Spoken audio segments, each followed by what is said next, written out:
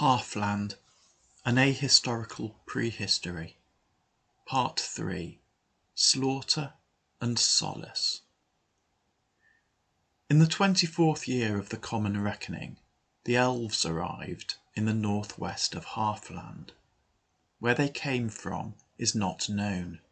They were relatively few in number, and their arrival was unobtrusive and largely unnoticed. They drew their ships up on the beach and slipped into the forest. So, who are the elves? Many commentators consider that elves are a distinct species of hominid, but in fact there seems little to distinguish them from humans.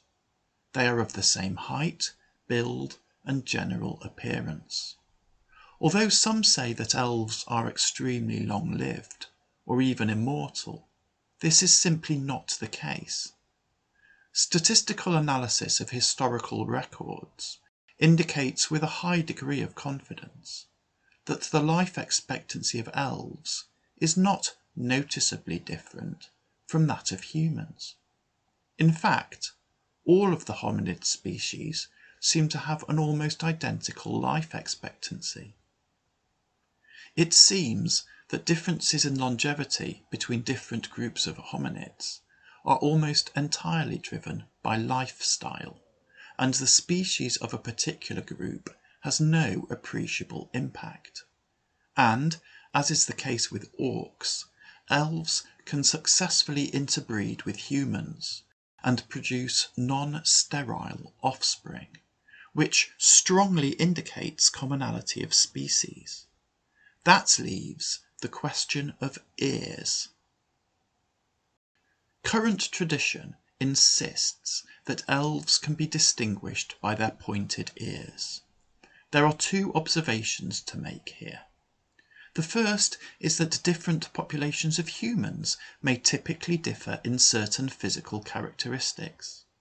While elves' ears are conventionally depicted as pointed, they are not pointed to an extent that would place them outside the observed range of human physiognomy. Compare this with the case of goblins, whose ears are most definitely not of human form. The second observation to make is the absence of evidence that elves actually do have pointed ears. The pointed nature of elvish ears is not remarked on in any of the ancient writings that are available to us, nor apparent in the surviving artistic depictions of elves that were actually drawn from life.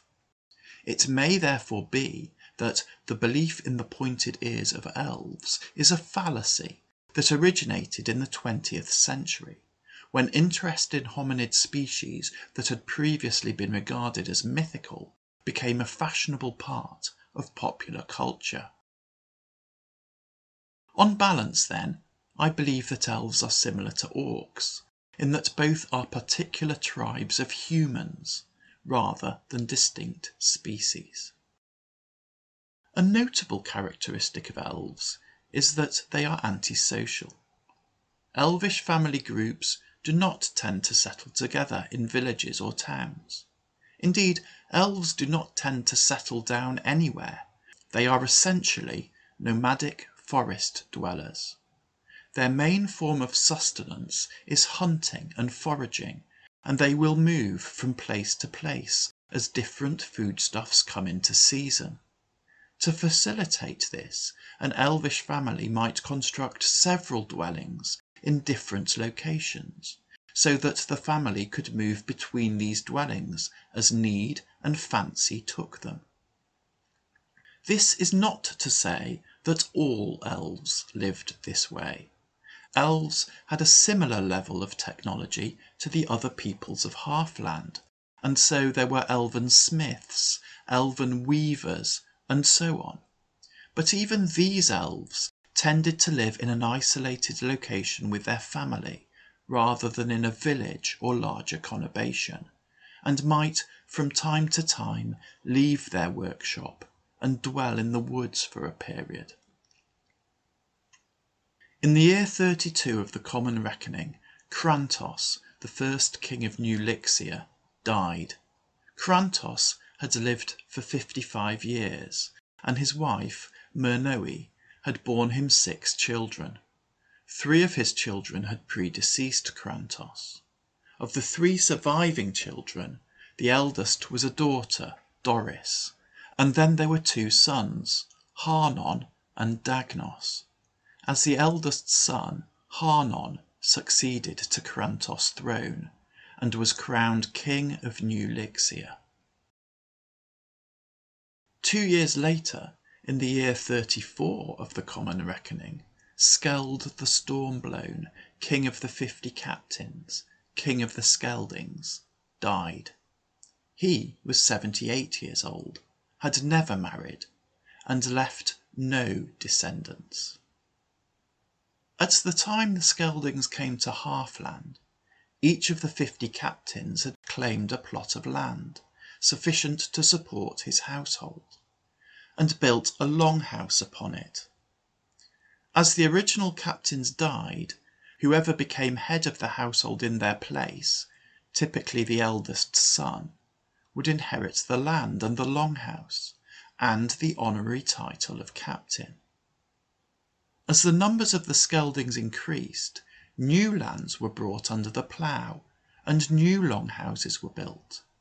The heads of the new households thus established were generally the younger sons of the original 50 captains, and did not inherit the title of captain.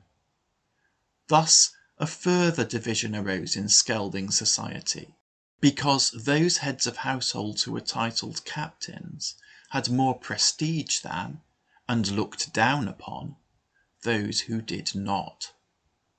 Above all these households, each living in relative isolation, sat the king. The key role of the king was to rule on disputes between households.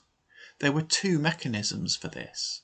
The heads of households in dispute could appear before the king's throne at the great hall of Skeld, and put their cases forward, so that the king could adjudicate between them.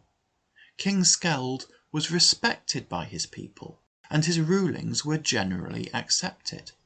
But if they were not, or if the king felt the need to act in the interests of justice, even though he had not been asked to adjudicate, he could forcibly intervene.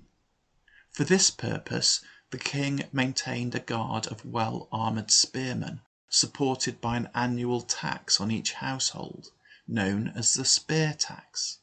The king also had authority to levy additional men from each individual household, as and when required, but that power had never been used by Skeld, as it had never been needed. In his old age, Skeld became increasingly distant from his people. Instead of hearing cases himself, he would now regularly delegate them to a captain called Thognar. Thognar had been at Skeld's side since the days when Skeld had been nothing but an ambitious pirate, and Skeld trusted him. But Thognar was a greedy man, and it was said that justice could now only be obtained at a high price. Thognar had a nephew called Thortan. As Skeld aged, he spent more and more time with Thortan, who was a physically attractive but dissipated man. And while Skeld was occupied drinking with Thortan, Thognar exercised more and more power on Skeld's behalf. Thognar was now not only hearing the cases that were brought to Skeld, but was using Skeld's spearmen to enforce Thognar's will. And, more than ever, Thognar's will appeared to be directed only to the end of enriching Thognar. When Skeld knew that he was dying, he summoned the captains to his bedside, and, with his dying breath, he informed them that Thortan was his chosen heir. The captains built a pyre in front of the great hall of Skeld, and on it they burnt Skeld's body. There was a great funeral feast in the great hall of Skeld, and at that feast Thognar rose to his feet and asked the captains to drink an oath of loyalty to King Thortan. Some of the captains did so, out of loyalty to Skeld and respect for his wishes, but many of the captains refused, saying that they had chosen Skeld as their king, and they would choose his successor. The situation could have ended in bloodshed, but Skelding tradition forbade bearing arms at funeral feasts, which tend to be drunken affairs. Even as Thognar cried "Treason!" and summoned the royal spearmen, the dissenting captains rushed out of the great hall of Skeld and fled back to their longhouses. Thus began the war known as the Strife of the Skeldings. Thortan did not want either the conflict or the wider responsibilities that came with his new position to distract him from his cups. To ensure that there was no such distraction, he delegated all of his royal power to Thognar. Thognar issued a proclamation stating that all of the captains who had not sworn loyalty to Thortan were now stripped of their titles, and that their lands reverted to the crown. He then offered those lands and titles for sale. The heads of many of the newer households were keen to purchase, and came out in support of Thortan. Meanwhile, the dissenting captains assembled with such men as they could muster, and elected Aldgar as their king. Aldgar was the eldest son of Aldred, one of the original 50 captains of Skeld. He now spoke to his assembled followers. "Fellow Skeldings," he said, "Skeld the Stormblown was a mighty man who led you to victory, and so proved his worthiness to rule. He won a kingdom which was lost to the sea, but then defeated the sea to win you a second kingdom. As I speak, that second kingdom is being wantonly dismembered by a degenerate wastrel and a man who measures his worth not in deeds but in riches. You have entrusted Skeld's crown to me, and, as did Skeld, I will prove my claim to it, not by words but by deeds. Every day that we delay, these evil men do more damage to our beloved land. I will delay no longer. Tomorrow I march upon the great hall of Skeld to claim my throne and trample the despoilers of my kingdom into the dust. And you will march with me. We march to victory." And the followers of Aldgar let out a mighty roar and pounded the butts of their spears upon the ground in vigorous approbation. In the ensuing battle, both Aldgar and Thognar were slain, but the dissenting captains rode on to the great hall of Skeld and slew the drunken Thortan, leaving his corpse in a welter of red blood and purple wine. Aldgar's body was burned with all the pomp and ceremony befitting a king, and the skalds sang of the glory he had won in his 2-day reign. But Thortan's body was thrown to the dogs. The captains of the Skeldings then elected as their king Gortar, the captain who had struck down the man who had killed Aldgar, and one of those who had hacked the helpless Thortan to death. In the same year, goblins landed in the southeast of Halfland, on the rocky beach of Grey Gravel Bay. Goblins are universally unpopular. This is because they are universally misunderstood. The first misunderstanding is that people believe that goblins are nothing but small orcs. This is simply not true. Whereas orcs appear to be nothing more than a violent tribe of humans, goblins are a completely distinct species.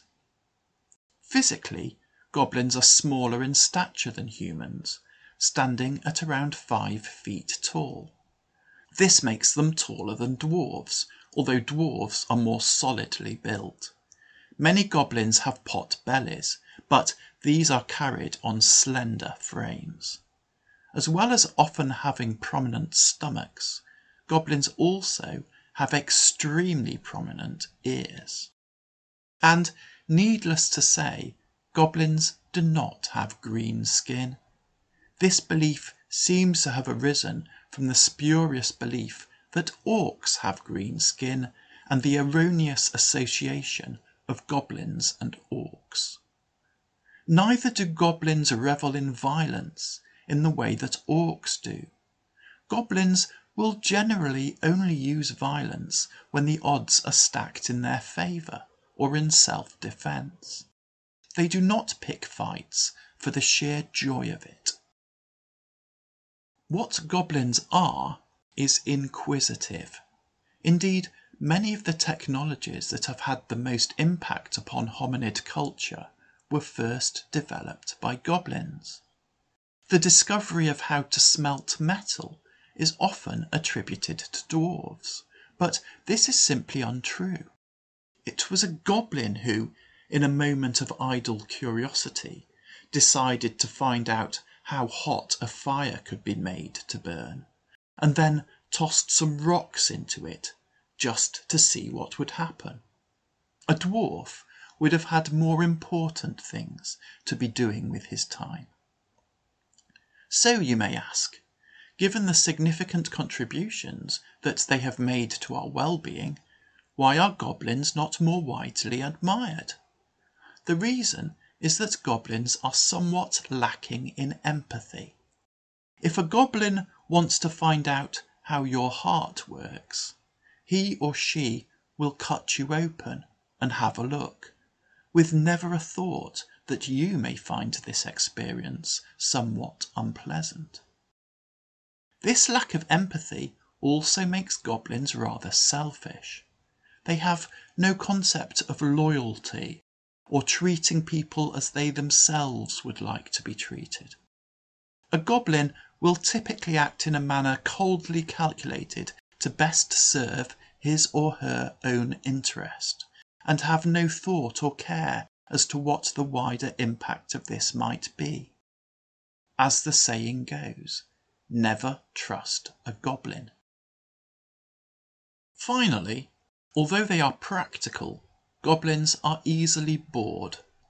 If a goblin needs to make something, it will be made as quickly as possible and only to the minimum standard required for the job. The idea of labouring over something for hours to make it as perfect as possible, which is so natural to dwarves, is entirely alien to goblins. Goblin products tend to be effective for their purpose, but not nicely finished, and certainly not ornamented.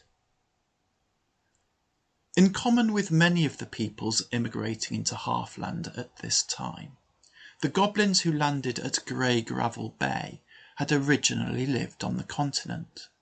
Now, although they are not as extreme as halflings in this regard, goblins have no particular love of water, and are not known for their seafaring exploits. Indeed, this particular tribe of goblins appears to have dwelt inland, in the hill country. They were forcefully driven from their indigenous homeland by invading immigrant populations, who in turn had been displaced by rising sea levels flooding the coastal plains. Goblin legends tell of the tribe coming down from the hills, leaving their burning homesteads behind them, to find a moonlit sea where once had been a forest.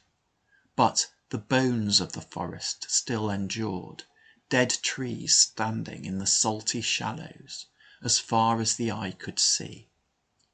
Goblins routinely carry axes, and these goblins put their axes to good use, wading into the low tide, felling the leafless, waterlogged timber and forming it into rafts.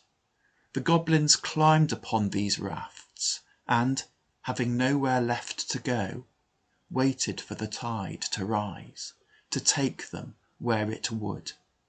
And it took them to Halfland.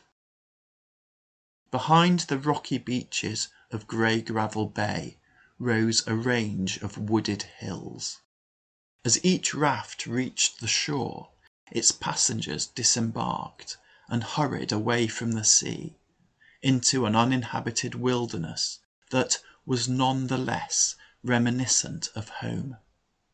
The scattered groups of goblins used their axes to clear fields in the forest and build houses. Here they settled and prospered, and thereafter the hills were known as the Goblin Downs.